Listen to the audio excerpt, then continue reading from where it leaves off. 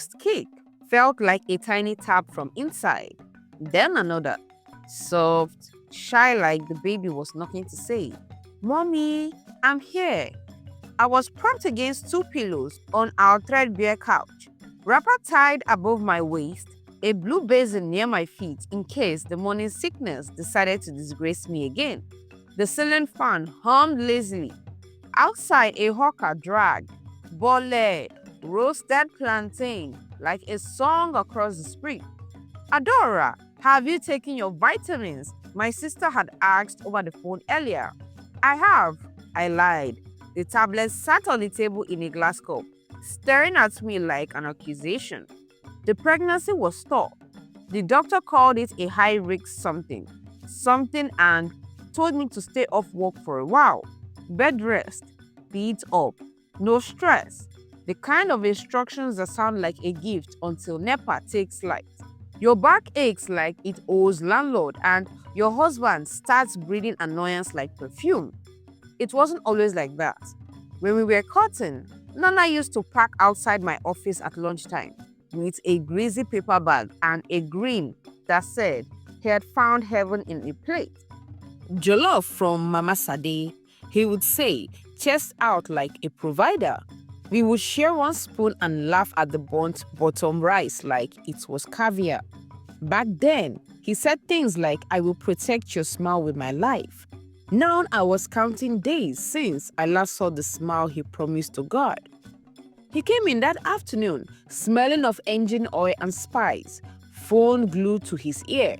"Guy, make I call you back," he said, dropping the keys on the center table with a clatter that made me flinch. His eyes fell on the basin, first, then on my swollen feet. He used to rush and kneel and rub those feet like he was praying. Today he just hissed. "You're still on that couch?" he asked. "My back is burning," I said gently. "Doctor said I should lie. Doctor said. He mimicked, tapping his phone. "Na me doctor for this house.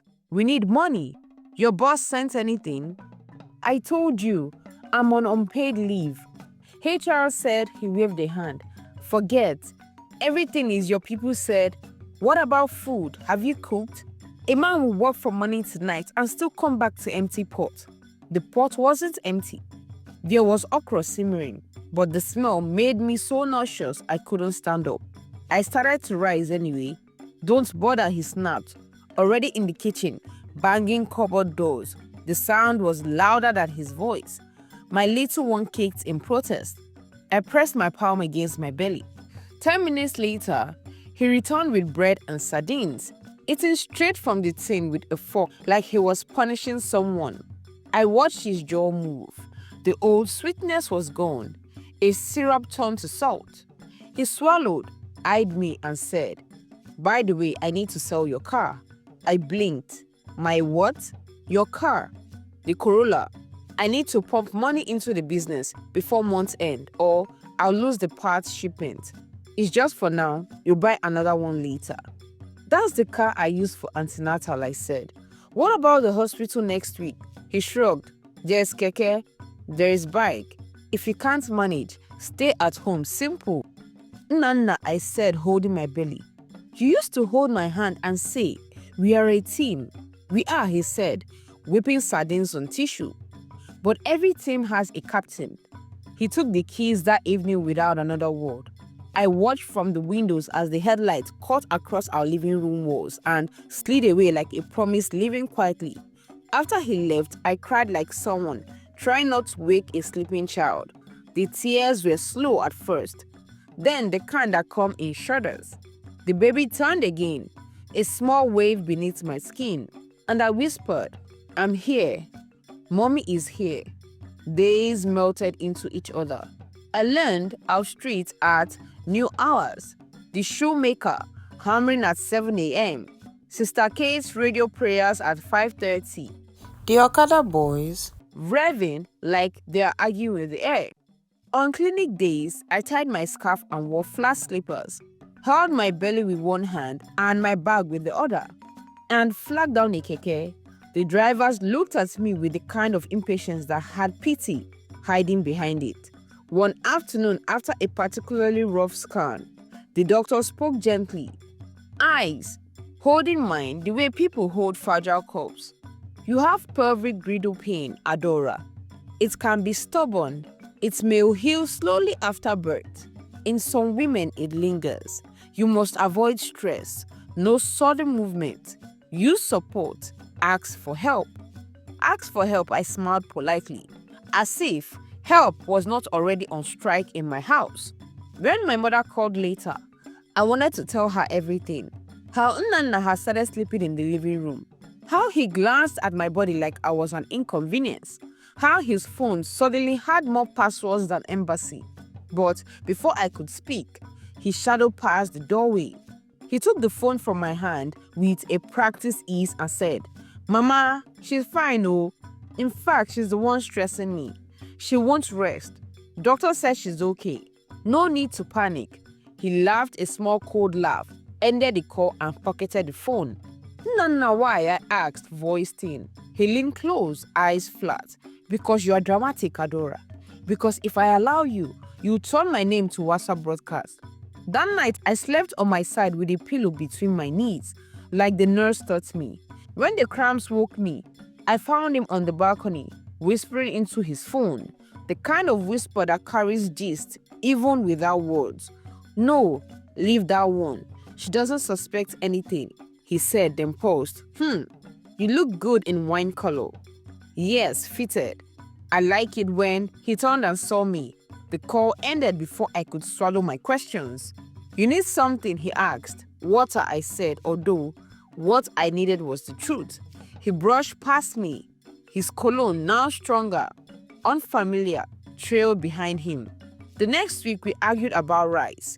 Not love, not money, not future. Rice. He said I measured too much. I said the doctor said I should consider energy. He laughed in a way that made my skin crawl. When you were working, you used to speak sense, he said. Now, small rest, you've turned to madame. His friends started visiting more. They would sit and talk like men who believed their voices were the roof of the world. One of them, Sochi, shook his head after Nana shouted at me for not bringing more Pepe. Guy, calm down, Sochi said. This woman stood with you when you had nothing. Don't turn your helper to house help. Another friend, the one with a gold chain and empty eyes, smirked. I beg, he said, blowing smoke. If you don't put them in their place early, they will climb your head. Now man you be. They laughed. Nana laughs too. The kind of laughter that makes you feel like a stranger in your own story. That night, I sat on the bathroom floor.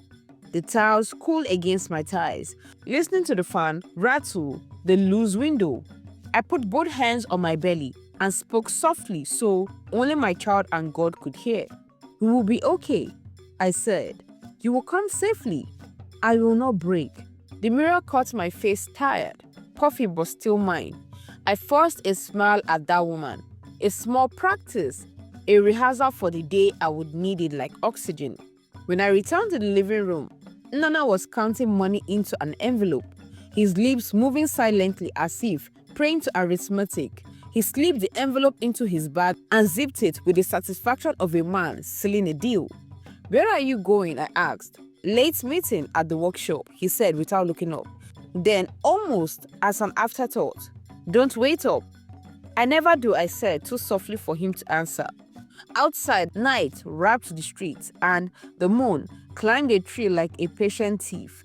I lay down carefully, pillow between my knees, hands around my belly, and listened to the door click shut. Somewhere far away, the sweet version of our story signed and turned to face the wall.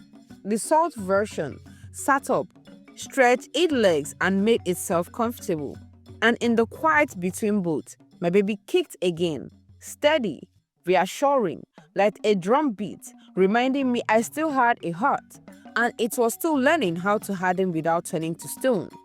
The morning after Nana sold Adora's car, the compound felt different, like even the breeze knew something had shifted. The car space outside was empty, a silent scar in the ground. Every time Adora's eyes drifted to it, she felt a pinch in her chest, like a memory refusing to heal. Her body ached from the pregnancy. The doctor's warnings about pelvic pain echoed in her mind, but Nana's new tone, had no room for sympathy.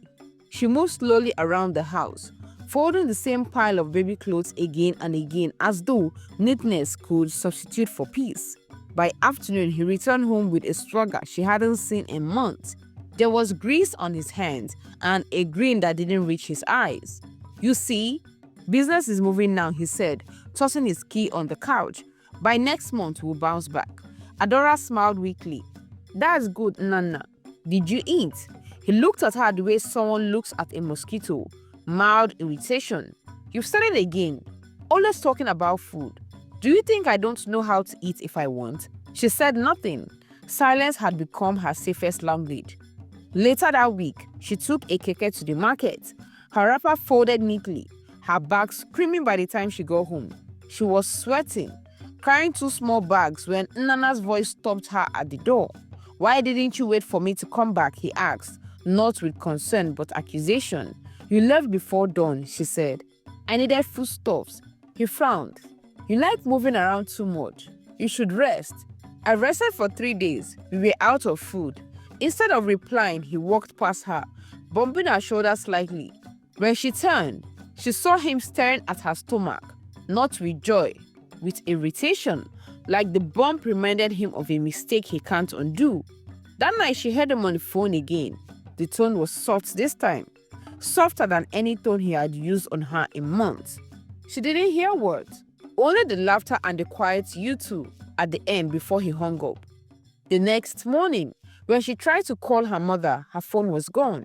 She searched every corner until Nana came out of the bedroom, towel on his shoulder. Looking for this, he asked, waving the phone. "I needed to call Mama." "Why? To report me?" His tone was calm in that dangerous way. Calmness becomes when anger has matured. "No, then don't call anyone." People like to meddle in other people's marriages. "I don't like noise." He pocketed the phone and left the house, leaving her staring at the door. Days later, Sochi stopped by. His visit surprised her. Few people came around anymore. He greeted politely, avoided her tired eyes, and waited until Nana joined them. "My guy," Sochi said. "How far?" "You need a try at all. I see your wife, dey waka under some belle. That's not right." Nana laughed, shaking his head. "Sochi, you don't know women. Give them small chance, they will make you their houseboy." Ben, who had tagged along uninvited, chuckled and took a sip from his bottle. "See, Adora too gentle.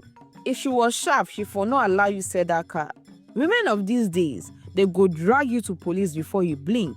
Adora sat inside, listening through the window. The laughter rose and fell like bad music. Sochi's voice cut in again, firmer now. "Ben, don't talk like that. Nana, your wife stood with you when you had nothing. Show her respect." Nana's chair scrubbed the floor. "See, I don't like lectures. She's fine. Everybody in this house is fine." "Fine," Sochi said quietly. "Look at her." For a moment, the air was still. Nana looked towards the door where Adora stood, one hand on her belly. Their eyes met. She gave a small embarrassed smile before walking away slowly. Ben clapped his hands once and muttered, "Abeg, make we change topic. All these married talks spoils beer." When they left, the compound was quiet again, but Adora couldn't shake the echoes of Sochi's concern. That night, she thanked God silently that someone still saw her, even if her own husband didn't. Weeks rolled into months. The pain in her waist worsened after delivery. She moved with effort, but she still tried, walking before dawn, preparing small meals, washing, praying. Nana grew colder, his presence like harmattan wind, sharp, dry, and indifferent. Sometimes she would wake in the middle of the night, stare at his back. He slept facing the wall now, his phone always under his pillow. Once, when it rang past midnight, she tried to peek at the screen.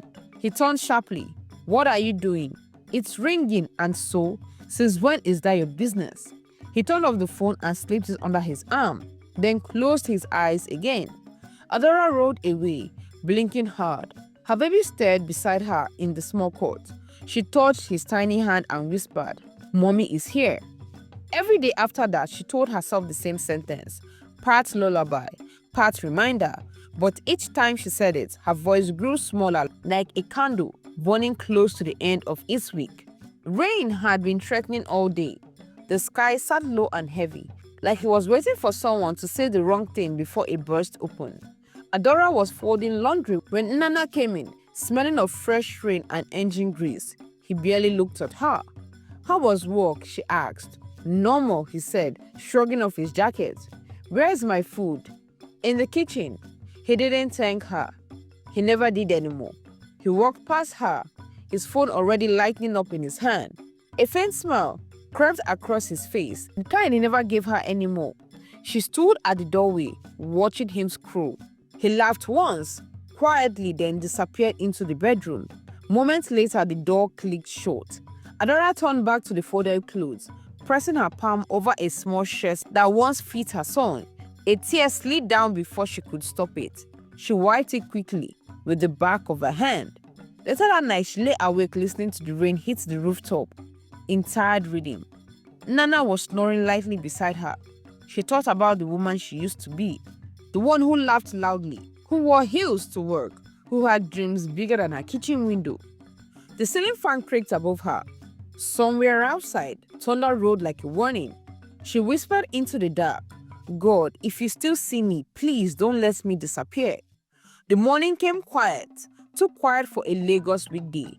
Adora dressed her son slowly, buttoning his little school shirt, his fingers shaking just a bit. He was 3 now, playful, curious, and full of the kind of laughter that made her forget pain for a moment.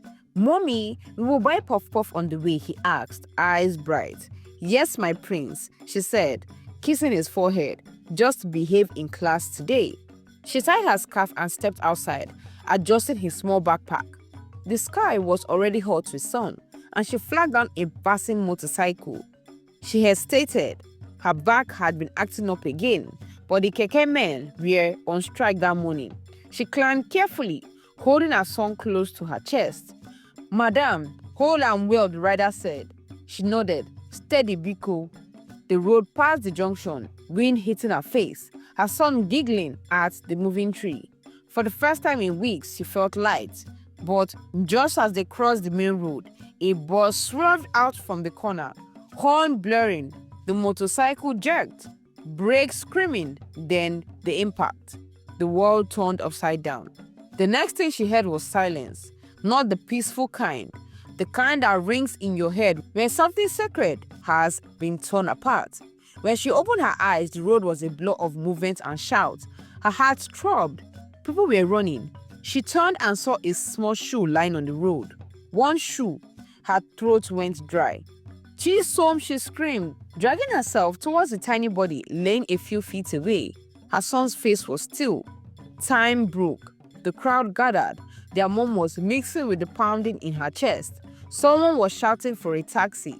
Someone else was crying louder than her. She didn't know when she fainted, only that when she woke up again, the hospital ceiling was white and cold. Her hands were empty. The days after the burial passed like smoke. She sat in the sitting room, most times staring at nothing. The neighbors came, spoke softly, left quietly. Her mother wanted to come, but Nana said no need. She is healing. He told everyone God knows best. Healing, the word tasted bitter. One evening, Sochi came visiting. He looked at her long and hard before sitting. "Adora," he said gently, "please try to eat something." She forced a nod. "I'm trying." Nana was on the veranda with Ben. Their laughter drifted in like poison. Sochi sighed. "Ben told me what happened with the car, and that you've been struggling to move around with this your waist condition. Adora, why did you allow him sell the car?" Adora smiled weakly. "He said it was for business." Sochi clenched his jaw. "Business? If he didn't sell that car, maybe that accident wouldn't have happened. God, that boy was..." He stopped himself. "Forgive me." She nodded slowly. "It's okay. God will judge." Just then, Nana and Ben walked in. "Ah, see prophet," Ben said with a grin. "You don't come again?" Sochi ignored him. "Nana, you need to stop acting like this woman doesn't exist." Nana dropped his drink on the table. "Sochi, I beg, no start. You think shouting will bring back my son? You're not even mourning, Nana." Sochi snapped. You're drinking every day, moving around like you lost a goat, not a child. Watch your mouth, Nana shouted, standing up. Don't come to my house to lecture me on how to breathe. Ben laughed and clapped once, so Chia beg free am. Now woman matter they confuse you. He's handling it his own way. Sochi looked at Adora's eyes filled with pity. I pray you find strength, he said quietly, then left. When the door closed, Nana turned to her. You see what you've caused? Even my friends now talk to me anyhow because of you. She blinked. What did I do? He scoffed. You brought bad luck to this house. Since I married you, it's one problem after the other. Adora stared at him, words trapped behind her teeth. She wanted to remind him that before she came, he had nothing, that she helped him set up the same business he now used as weapon, but she swallowed it. He left that night and didn't come back till morning. His clothes smelled of perfume that wasn't hers. Days turned into weeks. He barely spoke to her. The house that once echoed with a child's laughter now sat like a graveyard of memories. Adora spent nights sitting in her son's room, holding his toy car in her hands. Sometimes she whispered to it like it could answer. One evening she noticed something strange. Nana's sudden burst of cheerfulness. He was humming again, dressing better, even using body spray. He stayed out late but returned with a smile that didn't belong to her. At first she tried to ignore it, but when he came home one night, whistling and said, Adora, I've made up my mind, her heart sank. About what, she asked. He sat, stretching lazily. I'm taking a second wife. For a moment she thought she hadn't heard him right. What did you say? He looked her in the eyes, calm as ever. A second wife. You can't give me what I need. You've changed. You're just there. Her lips trembled. After everything, after our son, don't start that again, he cut in sharply. Life goes on. You think crying every day will bring him back? I need peace in my home. Peace, she whispered, or excitement. He laughed softly. Call it whatever you like. The woman I want to marry understands me. She makes me happy. You don't. Adora's hand shook as she gripped the edge of her wrapper. Her throat burned with the words she dare not say. Who is she?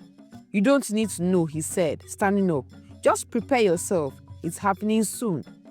Then he walked into the bedroom, humming again. Adora stood frozen, her ears rang. The air seemed to thin around her. She didn't cry, not yet. The tears had learned to wait. She only said one thing under her breath, voice steady like a warning whispered to heaven. God, if this is a test, let him think I'm weak. She turned off the light, the house swallowing her in darkness. Outside, thunder rolled again, louder this time. The kind that doesn't warn anyone, it announces. The following week began like any other. Quiet mornings, lonely afternoons, and evenings thick with unspoken words. But something about Nana's movement changed. His phone calls became longer, his dressing sharper, his moods unpredictable. He would walk past Adora, humming under his breath, the scent of new cologne chasing him like a first secret. Some nights, he came home so late she pretended to be asleep. Other nights, he didn't come home at all. Adora didn't ask questions. She learned that in this house, questions had consequences. She watched instead, carefully, like a woman, taking mental notes for judgment. One morning she was outside, watering the small flowers by the gate, when a black car stopped in front of the house. The tinted glass rolled down and a young woman leaned out with a wild smile. Good morning, ma, she said, her tone polite, but her eyes still confident. Please, is this Mr. Nana's house? Adora froze for a moment. Yes, he's not around. Can I help you? Oh, no need, the woman said, tapping her phone. He told me to wait. He said he won't be long. Before Adora could answer, the woman stepped out, light-skinned, well-dressed and visibly pregnant. She rubbed her belly lightly and smiled again. I'm just here to drop something for him. Adora's throat tightened. She watched as the woman reached for the car keys to open the boot. That was when Adora saw it. The car. Her breath caught. The color, the tiny dent on the rear bumper, even the small sticker on the windscreen. There was no mistaking it. That was her car, the one Nana had sold for business. The woman noticed her staring and gave a small laugh. Fine car, right? Nana said it used to belong to someone he knows. Guess I'm lucky. Adora's lips parted, but no words came out. Her mind screamed, but her body stayed still. She felt a numbness crawling up her spine. "Please, tell him I stopped by," the lady added, slipping back into the car. "My name is Ify." The tires whispered against the dusty road as she drove off, leaving Adora standing there, watering can still in hand, water spilling down her feet. That night, Nana came home late again, smelling faintly of perfume that wasn't hers. Adora had already made his dinner, jollof and fried plantain, but it sat cold on the table. He looked at it, then at her. He waited up, he asked. She shook her head. "I was just cleaning." He nodded absently, sat down and scrolled through his phone as he ate. The silence between them stretched like elastic, ready to snap. Finally, Adora spoke quietly. "A woman came today." He didn't look up. "Which woman?" "She said her name is Ify." The fork stopped mid-air and she came in a black car. Looked familiar. He set the fork down slowly. "Adora, don't start." "I am not starting. I said don't start." His voice cut through the air like a blade. "So now I can't have friends? Must everything in this house revolve around your suspicion?" She looked at him, really looked at him, and saw nothing of the man she once loved. His eyes, his posture, even the way he said her name felt like someone else wearing his skin. He pushed his plate aside and stood. "Next time you see anyone, mind your business." He walked away, leaving his half-eaten meal behind. Adora sat there, staring at the empty chair. Her heart pounded so loud she could hear it in her ears. She wanted to cry, to scream, to break something, but she didn't. She sat still, breathing through the ache. The next day, she went about her chores silently. When he left for work, she searched the house, not for evidence, but for understanding, and she found it. Inside his wardrobe, tucked under folded clothes, was a small jewel box, the kind that carried an engagement ring. When she opened it, there it was, a gold band with a tiny diamond glistening in the dim light. Her lips trembled. She put it back exactly where she found it, closed the wardrobe gently, and sat on the bed. For a long time, she didn't move. She just stared at the wall, the kind of stare that hides both pain and planning. Later that week, Nana's friend Sochi stopped by again. He looked uncomfortable, almost guilty. "Adora, I just came to check on you," he said softly. "How's your health?" "I'm okay," she replied. He hesitated and added, "Adora, I think you should know. Nana is planning a wedding." Her face didn't flinch. She only said, "I know." Sochi sighed, rubbing his head. "It's wrong. You don't deserve this." "But Ben and those other boys, let them talk," she interrupted him. "They will all see." Sochi blinked. "Adora." "Thank you, Sochi," she said, her tone gentle but final. "I appreciate your concern. But please don't worry. I'm fine." He looked at her, unsure whether to believe her, then nodded and left. When the door closed, Adora turned towards the window. Her reflection looked back at her. Tired eyes, pale lips, but a spark that hadn't been there in months. Adora woke up the next morning with a strange calm. It wasn't peace. Peace is gentle. This was something else. It was focus, sharpened by pain and silence. She dressed slowly, brushed her hair neatly, and even hummed a soft tune while making breakfast. Nana watched her from the doorway, suspicion in his eyes. "You're singing now," she smiled faintly. "Should I not?" He frowned. "Just don't start acting strange, Adora. I don't have energy for your mood swings today." "I wasn't planning to," she said quietly, turning back to her pot of stew. He lingered a few seconds longer, then left. The moment the door shut behind him, Adora exhaled and sat down. Her hands trembled slightly, not from fear, but from the weight of everything she had decided. The days that followed were almost unnaturally smooth. Adora stopped complaining. She smiled when Nana spoke. She even started asking about his new wife. One evening, while ironing his shirt, she asked gently, "So, when is the wedding?" He looked at her confused. "You really want to know?" "Of course," she said, still ironing. "If it's going to happen, I'd rather know than hear it from outsiders." He nodded slowly, still watching her. "Next month." "That's soon. Will you do it here or in the village?" He shrugged. "Here first, then traditional later." She smiled. "Then I'll help you arrange things. No need for drama." I will handle the cooking for the small family gathering. Nana blinked, unsure how to respond. For the first time in months, she was calm, polite, even cheerful. He thought maybe she had finally accepted her fate. He smiled faintly and said, "That's good. Maybe we can finally have peace in this house." Adora looked up at him and smiled, a small practiced smile that didn't reach her eyes. Yes, peace. A week later, news came that Ife's car had been stolen, the same black car that once belonged to Adora. Nana was pacing up and down in the sitting room, phone pressed to his ear.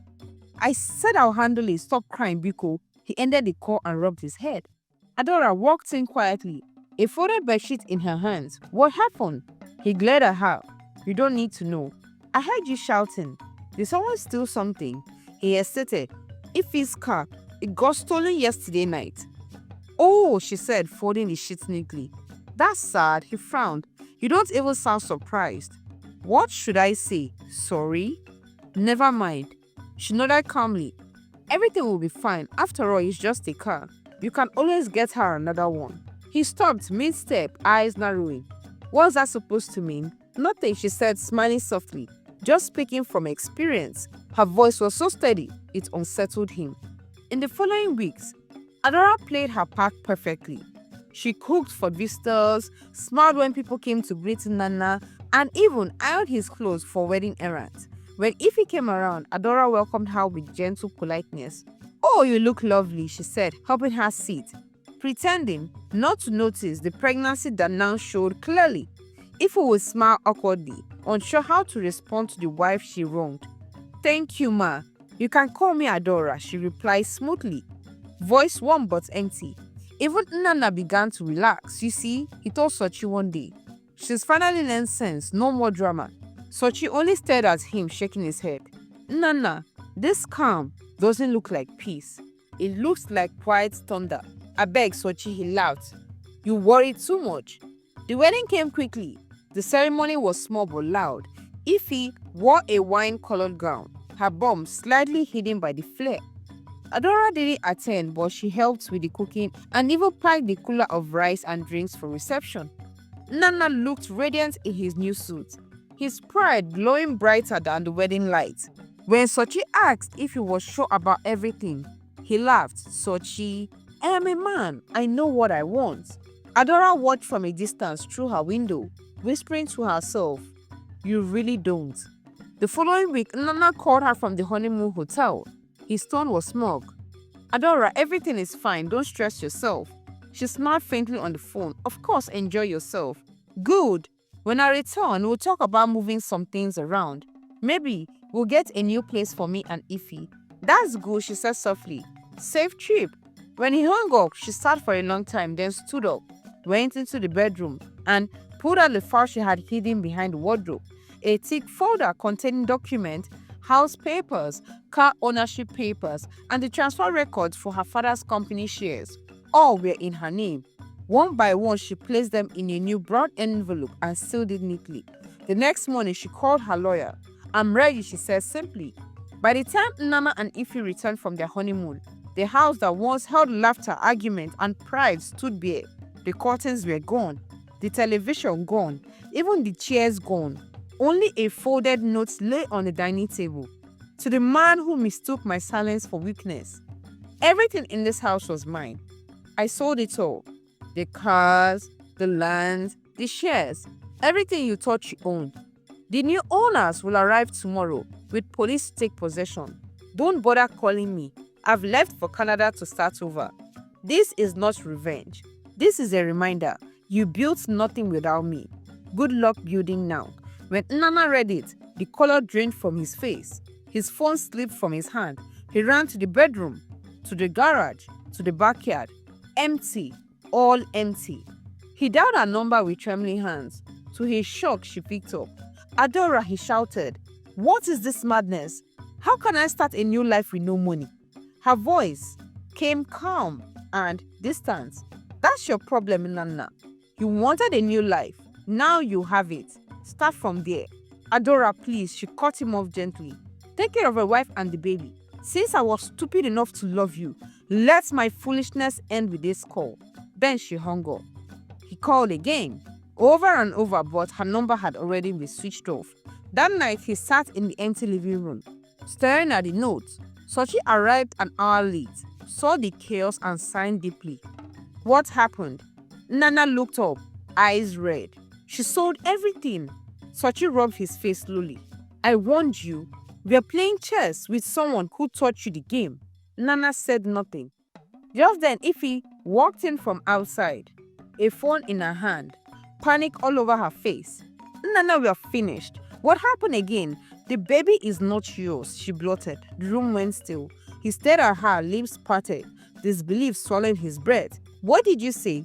Ify's voice cracked. I'm sorry. I didn't mean to. I thought you wouldn't find out. Sochi stepped back quietly. I think my job here is done. He turned and left, leaving Nana standing in an empty house with an empty future. The next morning, as the police and the new owners arrived at the gate, Nana sat on the front step, his head in his hands. Somewhere far away, Adora's plane cut through the clouds, her face turned towards the window, sunlight soft on her cheek. For the first time in years, she smiled, the real one. Not because she won, but because she was finally free. The end. Some of the lessons to be learned from this story are: never mistake a patient woman for a powerless one. When pride blinds you, you lose sight of who truly holds your life together. Respect in marriage is not a favor, it's a lifetime. Karma doesn't always come shouting. Sometimes it arrives wearing calm and confidence. I hope you guys enjoyed this wonderful masterpiece.